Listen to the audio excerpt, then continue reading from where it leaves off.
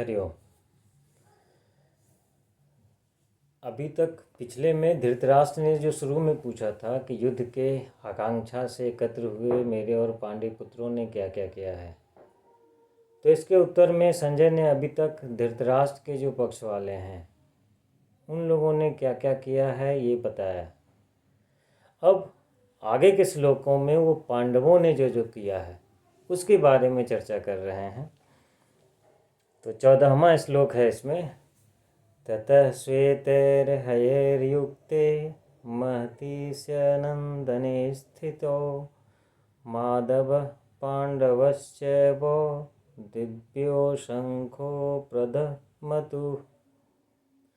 इसके बाद सफ़ेद घोड़ों से उत्तम रथ से में बैठे हुए श्री कृष्ण और अर्जुन ने अपने अलौकिक शंख बजाए। जिस तरह से उनके पक्ष के लोगों ने शंख बजाया, उसका जो नाद हुआ है, तो फिर उसके प्रत्युत्तर में पांडव पक्ष के लोगों ने बजाना शुरू किया है। तो 14वें श्लोक में श्री कृष्ण जी महाराज और अर्जुन के बारे में उन्होंने बताया है। तो ये एक तरह का वार क्राई है।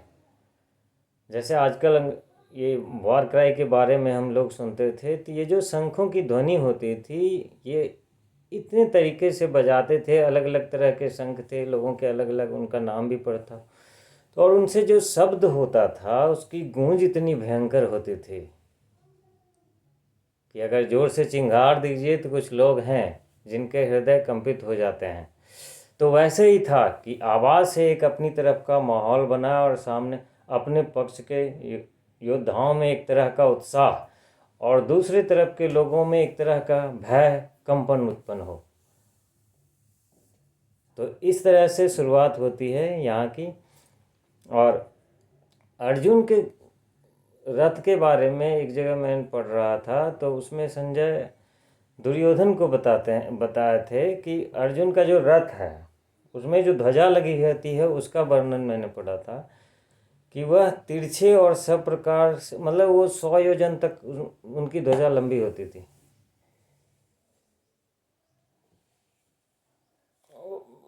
एक योजन तक वो फहराया करती थी। जैसे आकाश में इंद्रधनुष अनेक प्रकाशयुक्त विचित्र रंगों सा दिखता है, तो जब वो ध्वजा फहराती थी तो वो वैसे ही अनेक तरह के रंग दिखाई देते थे। वो इतनी विशाल और फैली हुई होती थी, मगर उनमें बोझ ना के बराबर होता था और वह कभी रुकती या अटकती नहीं थी। वो वृक्षों के झुंड के बीच भी निर्बाध चलती थी। वृक्ष उन ध्वजा को छू नहीं पाते थे, इस तरह से थे। और उनमें 4 सफ़ेद घोड़े जुते हुए थे। ये घोड़े चित्ररथ गंधर्व ने 100 घोड़े दिए थे अर्जुन के, उन्हीं में से ये 4 थे। और उनमें से एक खूबी ये थी कि 100 में से बेशक 4 घोड़े मर जाएं फिर भी वो 100 के 100 ही रहते थे, तो वो कम ज़्यादा नहीं होते थे।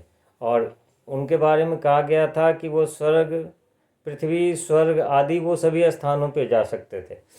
तो जब घोड़े जा सकते थे तो उनका रथ भी सभी जगह पहुंच सकता था। तो पहले उन्होंने अपने शंख बजाए। अब 15वें श्लोक में उन्होंने नाम बताए हैं। पांचजन्यम हृषिकेशो देवदत्तम धनंजय पौंड्रम दद्मो महाशंखम भीमकर्मा वृकोदरः। यानी भगवान ऋषिकेश, ऋषिकेश का मतलब हो गया श्री कृष्ण। ऋषि कहते हैं इंद्रियों को, और उनका स्वामी होने के कारण श्री कृष्ण का एक नाम ऋषिकेश पड़ा है। और यहाँ इसी वजह से इनको ऋषिकेश नाम से संबोधन किया गया है। एक जगह और इनका एक दूसरा परिभाषा मिलते हैं कि ये हर्ष और सुख के और हर्ष सुख और ऐश्वर्य के निधान हैं, इसीलिए उनको ऋषिकेश भी कहा गया है। तो ऋषिकेश ने यानी कृष्ण जी ने पांचजन्य नाम का एक शंख बजाया था। तो पांचजन्य नाम के एक राक्षस थे, दैत्य थे, जो शंख रूप में रहा करते थे। तो उनको मारकर उन्होंने उस शंख को शंख के रूप में स्वीकार किया था, तो उनका नाम पांचजन्य हो गया था।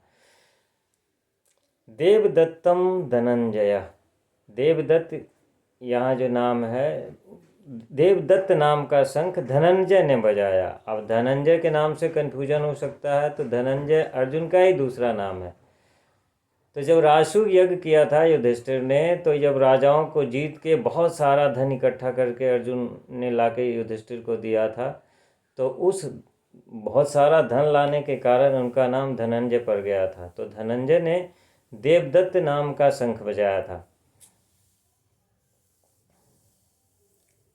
और भयानक कर्म वाले भीमसेन ने पौंड्रक नाम का महाशंख बजाया। जो भीम थे उन्होंने पौंड्रक नाम का शंख बजाया। अब 16वां श्लोक है। अनंत विजयम राजा कुंती पुत्रो युधिष्ठिर नकुलः सहदेवश्च सुघोष मणिपुष्पको। कुंती पुत्र राजा युधिष्ठिर ने अनंत विजय नामक और नकुल और सहदेव ने सुघोष और मणिपुष्पक नामक शंख बजाया। युधिष्ठिर महाराजा पांडु के कुंती से उत्पन्न हुए थे, और ये नकुल और सहदेव जो हैं वो माद्री के पुत्र थे, जो महाराजा पांडु की दूसरी पत्नी थी। कायश्च परमेश्वासः शिखंडी च महारथः धृष्टद्युम्नो विराटश्च सात्यकिश्च पराजितः द्रुपदो द्रौपदेयाश्च सर्वशः पृथिवीपते सौभद्रश्च महाबाहुः शंखान दद्मो पृथक पृथक। फिर श्रेष्ठ धनुष वाले काशीराज ने, महारथी शिखंडी और धृष्टद्युम्न ने, राजा विराट और अजय सात्यकी, राजा द्रुपद, द्रौपदी के पांचों जो पुत्र थे वो, और सुभद्रा पुत्र अभिमन्यु, इन सभी ने अपनी अपनी ओर से अलग अलग शंख बजाए। अब इसमें एक नाम आता है शिखंडी, जिसकी चर्चा पहले भी हुई थी। तो शिखंडी के बारे में कहा जाता है, ये शिखंडी और धृष्टद्युम्न जो अभी सेनापति बनने वाले हैं महाभारत युद्ध में, तो ये दोनों महाराजा द्रुपद के ही पुत्र थे। द्रुपद के जब कोई संतान नहीं थी तो उन्होंने पुत्र पाने के लिए महादेव की कठोर तपस्या की थी, और जब वो प्रसन्न हुए तो उन्होंने भगवान से संतान की याचना की। तो महादेव जी बोले कि चलो तुमको भाई एगो पुत्री होगा। तो उन्होंने कहा, राजा द्रुपद बोले कि महाराज हमको पुत्री तो नहीं चाहिए, हमको तो पुत्र चाहिए थी। जो उनको तो बदला लेना था द्रोणाचार्य जी से अपने हार का। तो भोलेनाथ ने उनको कहा कि देखो पुत्री तो हो ही गया है, लेकिन यही कन्या आगे चल के पुरुष रूप में परिणत हो जाएगी, बदल जाएगी। तो फिर राजा ने उनका लालन पालन उस बच्चे का पुत्र रूप में ही किया, बड़े किए, शिक्षा दीक्षा दी, सारा जो ट्रेनिंग होता है युद्ध की सब उनको सिखाया। उनकी शादी भी एक हिरण्य वर्मा नाम के एक राजा थे, उनकी पुत्री से हो गया। जब उनकी पत्नी ससुराल आई तो उनको पता चला कि ये शिखंडी तो स्त्री रूप में है। तो उनके पिता ने, हिरण्यवर्मा ने, को बहुत क्रोध आया और उन्होंने युद्ध के लिए उनके ऊपर आक्रमण करने का सोचा। तो युद्ध के संवाद को पाकर जब निश्चय किया और उनके पास ऐसी खबर गई, तो राजा द्रुपद देव आराधना करने लगे। इधर जो पुरुष के वेश में शिखंडी थे उनको बहुत दुख हुआ कि मेरे कारण मेरे पिताजी की ये बेइज्जती हो रही है। तो उन्होंने सोचा कि अब प्राण त्याग देना है। तो प्राण त्याग का निश्चय करके वो घर से निकल के जंगल की तरफ गए। तो वहाँ एक यक्ष से उनको भेंट हो गई। जब यक्ष ने उनकी कहानी सुनी तो उनको उनके ऊपर दया आया। तो यक्ष ने कहा कि ठीक है, कुछ दिनों के लिए मैं अपना पुरुषत्व तुमको दे देता हूँ, तुम्हारी स्त्रीत्व अपने ऊपर ले लेता हूँ। तो एक तरह से वो ट्रांसफ़र हो गया। तो ये पुरुष रूप के रूप में शिखंडी अपने घर आए, सबको पता चला कि भैया अब तो ये पुरुष ही है। और जो यक्ष था, जिनको कुछ दिनों के बाद उनको वापस देना था, कुबेर के श्राप के कारण वो यक्ष जो है जीवन भर स्त्री के रूप में रह गए, तो उनको वापस करना नहीं पड़ा। लेकिन भीष्म पितामह जो है इस रहस्य को जानते थे, इसीलिए वो उस पर कभी शस्त्र प्रहार नहीं करते थे। तो इन जैसे सभी लोगों ने अपने अपने शंख बजाए। तो अब शंख बजाने से क्या हुआ, इसकी चर्चा अगले श्लोक में करते हैं। सौघोषो धर्तराष्ट्राणां हृदयानि व्यदारयत नभश्च पृथिवीं चैव तुमुलो व्युनुनादयन्। अब जब इन सभी लोगों ने अपने अपने शंख बजाए, तो जब भी हम एक साथ किसी चीज़ को शुरुआत करते हैं, तो जब हम कुछ एक साथ कुछ बोलते हैं तो उससे क्या होता है, एक प्रतिध्वनि, एक गुंजन उत्पन्न होता है।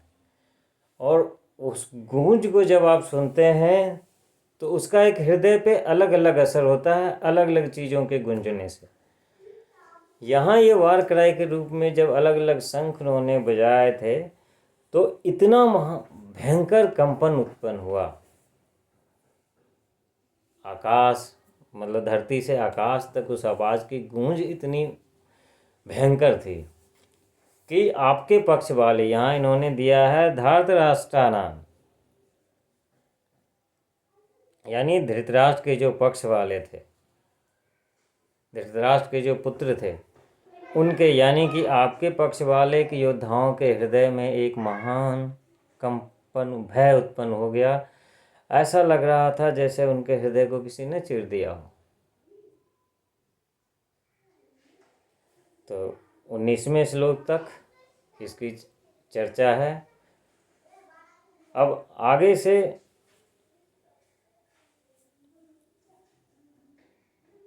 अर्जुन जो कृष्ण से आगे निवेदन शुरू करते हैं उसकी चर्चा है। तो अगले 20वें श्लोक में, अगले वीडियो में हम इसकी चर्चा करेंगे। जय श्री कृष्ण।